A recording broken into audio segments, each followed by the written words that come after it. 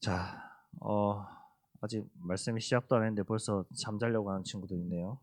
자, 잠을 깨시기 바랍니다. 말씀의 제목을 잘 보세요. 렘넌트의 모든 것을 살리는 복음입니다.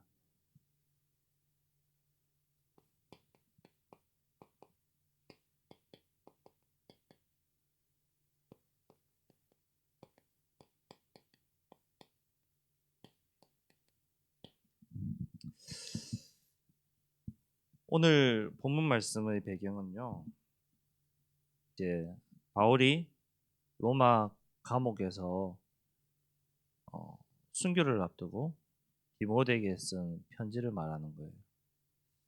이 편지 안에 고난과 또 복음을 지키는 전도자의 자세를 강조하고 있고요. 그 그리스도 중심의 신앙 속에서 내가 신실하게 신앙생활을 해야 된다. 이걸 말하고 있는 거예요. 그 속에서 모든 것을 살리는데 그러면은 살리려면은 먼저 저와 여러분의 상황, 내가 처해 있는 상황이 어떤 상황인가 이걸 볼 수 있어야 되겠죠. 여러분에게 말할 수 있는 학업, 즉 미래를 말할 수 있어요. 우리 중3의 친구와 고3의 친구들은 학업, 미래, 내가 어디로 갈까 고민하고 있잖아요, 지금. 이미 결정된 친구들도 있고 아직 결정되지 않은 친구도 있죠. 이거 고민하고 있거든요. 내 미래 고민하고 있거든요. 우리의 상황 속에서. 그리고 또 어떤 거 고민하죠? 인간 관계. 이거는 여러분뿐만이 아니라 주님 앞에 서는 그날까지 모든 어른들도 모든 신자도 불신자도 고민하는 거예요. 인간관계. 또 건강, 내 건강 고민하거든요. 이 부분은 우리가 주님 앞에 가는 그날까지 항상 고민해야 되고 기도해야 되고 응답받아야 되는 제목들이에요. 불신자든 신자든 빠짐없이 이 부분은 다. 그러면은 이 복음은 뭐냐? 나의 이 상황 속에서 내가 가지고 있는 복음의 능력과 복음은 무엇이냐? 이 복음은 결론적으로 말하면 예수는 그리스도예요. 결론적으로 말하면 살리는 거예요. 오늘 8절에 나오죠. 8절에 보니까 뭐라고 읽었죠, 우리가? 내가 전한 복음대로 복음을 전했다고 했어요. 내가 전한 복음, 다윗의 시로 죽은 자 가운데서 다시 살아나신 예수 그리스도를 기억하라. 내가 전한 복음이 뭐라고요? 예수는 그리스도다. 이걸 말하는 거예요. 내가 전한 복음, 예수는 그리스도. 이 복음은 9절에 뭐라고 돼 있죠? 매이지 않는다. 매이지 않는다. 묶이지 않는다. 이 복음은 매이지 않는데요. 묶이지 않는데요. 다른 말로 말하면요. 바울이 지금 쇠사슬에 묶여서 악한 자처럼 감옥에 갇혀 있는 상황이거든요. 매여 있잖아요. 묶여 있잖아요. 잡혀 있잖아요. 구속되어 있잖아요. 근데 하나님의 말씀은 매이지 않는다. 아무리 내가 못전하게 구속시켜 놓고 묶어 놓고 입을 막고 별의별 짓을 다 해도 하나님의 말씀은 매이지 않는다. 증거된다. 복음은 끊임없이 증거된다. 그걸 말하는 거예요. 이것이 복음의 능력이에요.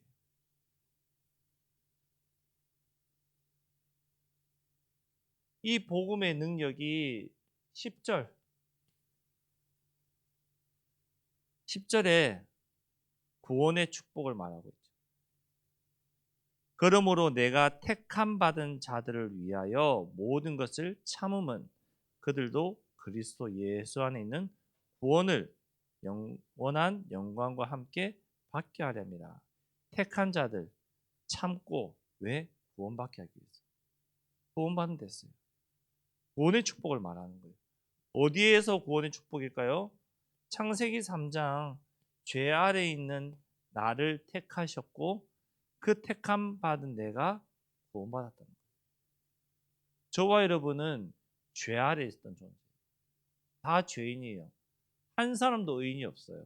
의로운 사람이 없어요. 다 죄인이란 말이에요. 다 죄인된 우리가 하나님의 은혜로 택함 받았다. 어디에서? 창세기 3장 가운데서. 그 은혜로 택함 받은 하나님의 백성이다.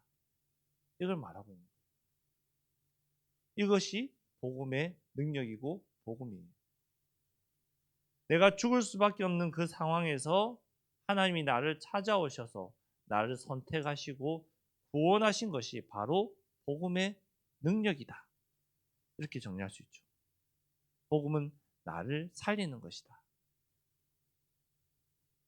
죄 가운데 있는 나를 선택하셔서 나를 살린 것이 복음이다. 자, 이 복음은요, 살리는 거거든요.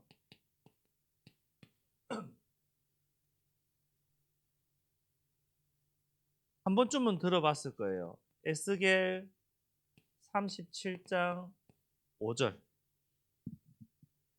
무슨 내용이냐? 여호와께서 이 마른 뼈들에게 이같이 말씀하시기를 내가 생기를 너희에게 들어가게 하리니 너희가 살아나리라. 마른 뼈가 살아나리라. 말이 되나요? 불가능한 일이죠. 말이 안 되는 일이죠. 근데 하나님의 말씀의 능력은 살아난대요. 살리는 거예요. 그 말씀은 우리를 살리는 말씀이고 살아나게 하는 말씀이에요. 그것이 말씀의 능력이에요. 이 말씀의 능력으로 저와 여러분은 허물과 죄로 죽었던 존재였어요. 우리는 허물과 죄로 완전히 죽어버린 존재. 소망이 없는 존재였어요. 죽었다.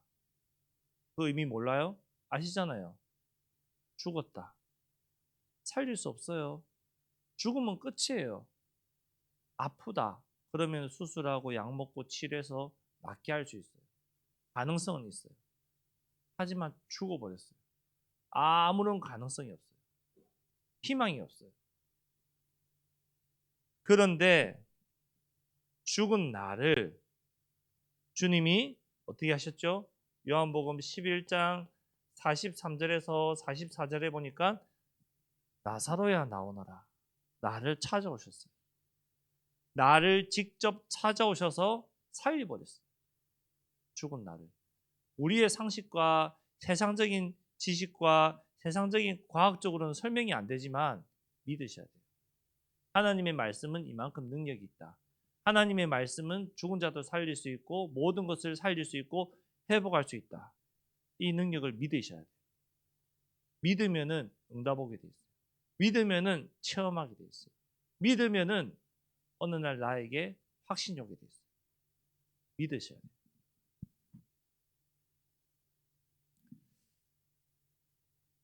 자, 얼마나 하나님이 우리를 사랑하시고 살리느냐면요. 배신자도 살려요. 요한복음 21장에 보면요. 우리가 자주 쓰는 말이 어떤 단어를 쓰냐면요. 내 어린 양을 먹여라. 이 단어를 많이 쓰는데요. 그 이전에 어떤 일이 있었길래 베드로에게 내 어린 양을 먹여라고 하셨는지를 봐야 돼요. 이 요한복음 21장을 보면은 베드로, 여러분 아는 지식적으로 베드로 누구예요? 예수님의 수제자. 그렇죠? 근데 어떻게 했어요? 예수님 배반했어요. 저주까지 해버렸어요. 나는 저 사람 모른다. 심지어 얼마나 어린아이한테 했냐. 제 생각인데 우리 이 자리에 앉아있는 우리 하은이보다 세은이보다 더 어린 친구한테 아마 나는 모른다고 부인까지 했을 거예요. 겁나서. 그만큼 예수님을 부인하고 저주까지 했던 수제자였어요. 그럼 인간적인 생각으로 얼마나 괘씸해요. 인간적인 생각으로 용서할 수 있나요? 용서 잘 안 되죠. 근데 예수님이 어떻게 하셨어요? 찾아가셨어요. 용서하셨어요. 아무 말 안 하셨어요. 네가 왜 그랬냐 물어보지도 않으셨어요. 그냥 나를 사랑하느냐 물어보셨어요. 그러자 뭐라고 했죠? 사랑합니다. 계속 정말로 사랑하느냐? 사랑합니다. 다시 한 번 더 물어보니까 내가 정말로 주님을 사랑하는지 주께서 아시나이다. 주님 아십니다. 이랬어요. 우리가 주님을 정말로 사랑하는지 아니면은 사랑하고 싶어서 발버둥 치는지 주님은 다 아시거든요. 주님 정말 다 아세요. 내가 주를 사랑합니다. 말로만 사랑하는지 정말로 사랑하는데도 말은 못하고 있는지 다 아세요. 보이기 위해서 꾸미기 위해서 사랑한다고 하는지 다 아신단 말이에요. 그럼 어떻게 해야 될까요? 하나님 사랑할 수 있는 마음을 주옵소서. 사랑하지 않는다. 믿지 않는다. 하나님 내가 하나님 믿을 수 있는 마음을 주옵소서. 이렇게 나아가야죠. 이렇게 나가야 되는 것이 올바르게 시작하는 것 아닐까요? 나의 상황을 정말로 하나님 앞에 아뢰는 거예요. 나의 모든 것을 아뢰는 거예요. 주님 다 아시고 베드로를 찾아가셔서 내 어린 양을 먹이라 하셨잖아요. 몰랐다면은 그 배신자를 찾아갔을까요? 찾아가지 않았겠죠. 아니까 육신을 가졌기 때문에 아니까 찾아가셔서 다시 회복해 하시고 내 어린 양을 먹여라. 그렇게 말씀하신 거예요. 그때 우리의 행동, 우리의 자세는 어때야 될까요? 솔직하게 하나님 앞에 나가는 거잖아요. 베드로가 그랬잖아요. 주님 다 아십니다. 내가 말하지 않아도 주님 다 아시지 않습니까? 내가 왜 그랬는지, 왜 그렇게 했는지, 무엇 때문에 그렇게 했는지, 무엇 때문에 내가 이 자리에 와 있는지 주님 아시지 않습니까? 베드로가 그렇게 말하는 거예요. 그 말 안에는 모든 것이 포함되어 있는 거예요. 전지전능하신 하나님의 아들 주님이시니 내가 말하지 않아도 내 마음, 생각, 내 중심 다 아시지 않습니까? 그 말인 거예요. 그러니 예수님 뭐라고 하셨죠? 내 어린 양을 먹여라. 살리시는 거예요.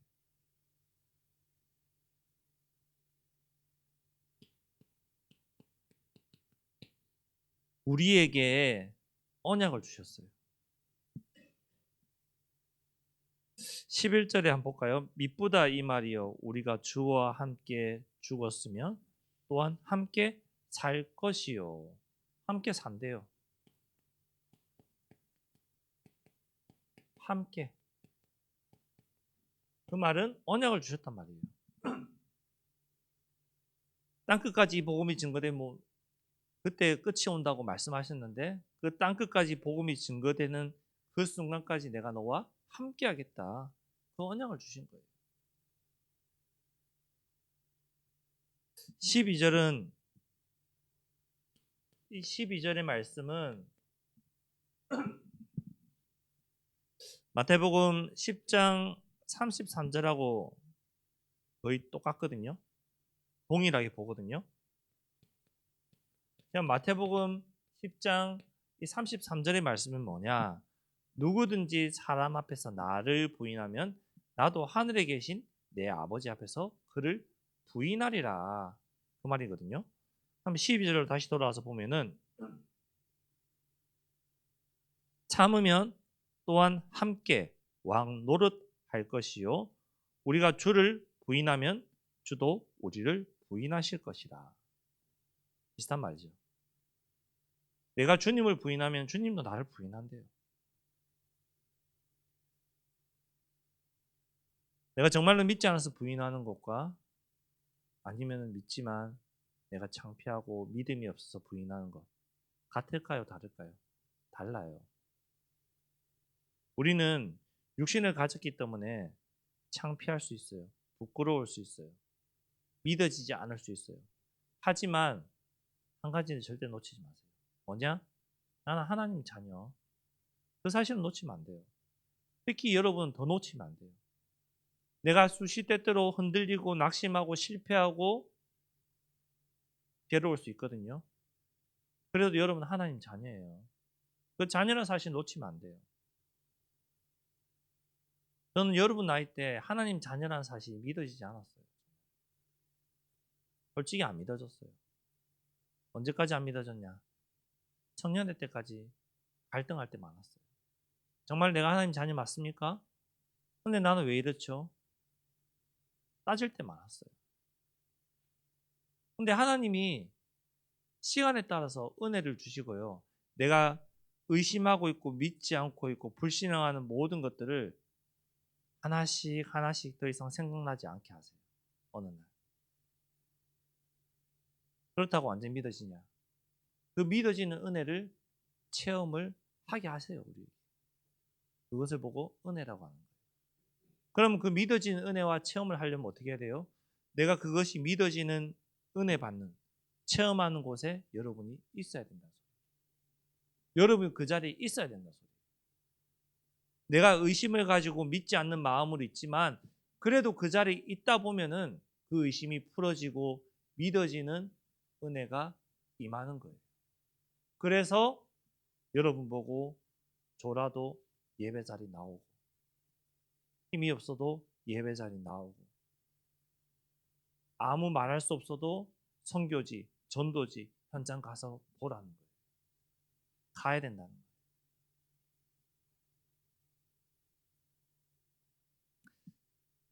자, 오늘 13절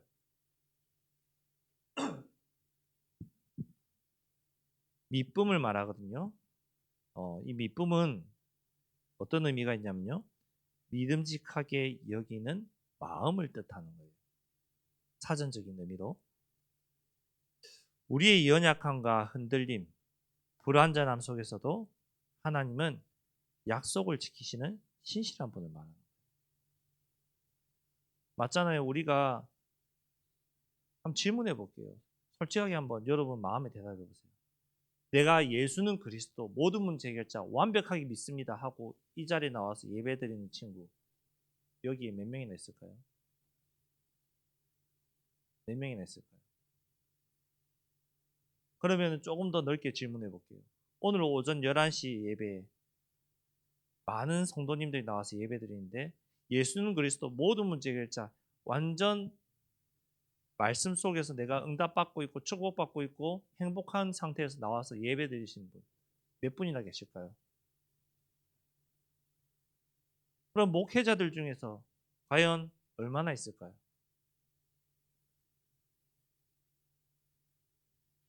그 흔들림과 불완전한 우리 육신을 가진 이 상황 속에서 하나님은 우리를 미쁘시게 하는 거예요.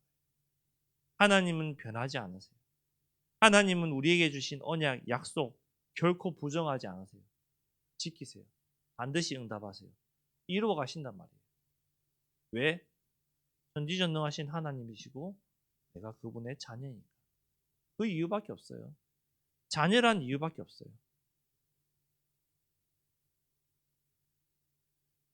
이 미쁘신 하나님께서 약속을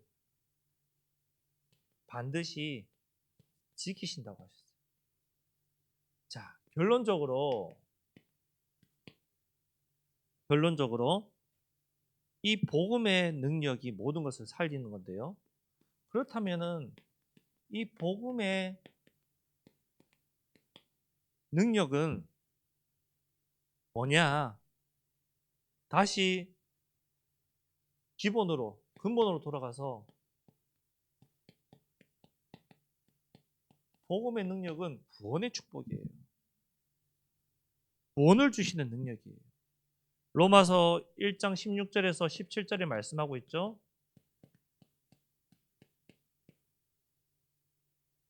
내가 복음을 부끄러워하지 아니하노니 이 복음은 모든 믿는 자에게 뭘요? 구원을 주시는 하나님의 능력이 된다고 말씀하고 있어요. 이 복음의 능력. 제가 이 말씀을 정말로 많이 묵상했어요. 내가 복음을 부끄러워하나? 내가 복음을 믿지 않느냐? 근데 이 복음은 모든 믿는 자에게 구원을 주시는 하나님의 능력이 된다는데 진짜 많이 묵상했어요. 이 복음은 하나님의 능력이 된대요. 이 복음의 능력으로 나를 변화시켜 가신대요. 이 복음의 능력으로 구원받은 저와 여러분은 이 7가지 축복이 우리에게 와 있어요. 뭐죠? 하나님 자녀. 하나님 자녀는 성령께서 인도하세요. 하나님의 자녀는 성령이 인도하시면서 내 기도에 응답해 주세요. 또 뭐예요? 나를 지금까지 괴롭히던 흑암, 더 이상 나를 괴롭힐 수가 없어요. 내가 꺾을 수 있는 힘이 있어요. 나를 돕는 천사가 있어요. 나는 천국 백성이에요. 이 복음의 능력으로 전 세계를 살릴 수 있는 힘이 나에게 있는 거예요. 이 축복을 저와 여러분에게 주셨단 말이에요. 하나님 자녀에게. 그러면서 어떻게 하기를 원하세요? 네가 받은 이 복음의 축복을 가지고 증인되기를 원하세요. 우리가 가지고 있는 이 복음의 능력으로 증인되기를 원하세요. 자, 도망간 베드로 뭐예요? 증인된 거예요. 증인되었잖아요. 내가 도망갔지만 주님이 나를 다시 회복시키셨어. 증인된 거예요.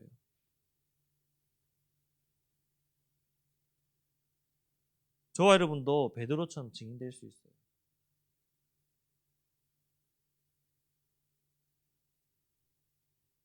뭘 놓고 기도해야 될까요? 이 복음의 능력을 체험하고 확인해 달라고 기도하세요. 그리고 현장에서 응답받고 일어나는 다락방 이거 놓고 기도하셔야 돼요. 정리하겠습니다. 렘넌트의 모든 것을 살리는 복음이거든요. 우리는 복음으로 이미 살아났어요. 살아났는데 시시때때로 속아요. 시시때때로 속고 낙심해요. 낙심하고 또 실패할 때도 있어요. 하지만 그런 나를 하나님 너무나도 잘 아시기 때문에 끊임없이 나를 살리고 계세요.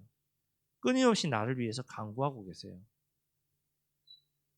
성령이 말할 수 없는 탄식으로 나를 위해서 성령께서 친히 간구하고 계세요. 기도하고 계세요. 그래서 내가 어떤 자가 돼야 되냐? 이 복음의 능력으로 변화되는 자, 변화되어서 그리스도의 복음을 전하는 증인, 이거 되면 돼요. 그래서 여러분 보고 한 가지 부탁하고자 하는 거는 꼭 은혜의 자리에 힘들어도 나오세요. 응답의 자리에 내가 힘들어도 그 자리에 나오겠다 결단하셔야 돼요. 그러면 어느 날 주님이 여러분에게 깨닫게 하시고 변화시키시고 응답의 증인으로 세우실 겁니다. 이 응답 받는 저 여러분 되기 바랍니다. 기도하겠습니다. 하나님 감사합니다. 렘넌트의 모든 것을 살리는 복음이 됐습니다. 내가 어떤 상태에서 복음을 받았는지 나를 보게 하시고 이 복음의 능력을 체험케 하시고 이 복음으로 감사하는 증인으로 설 수 있도록 우리 렘넌트들의 삶을 인도하여 주옵소서. 예수 그리스도 이름으로 기도드렸습니다. 아멘.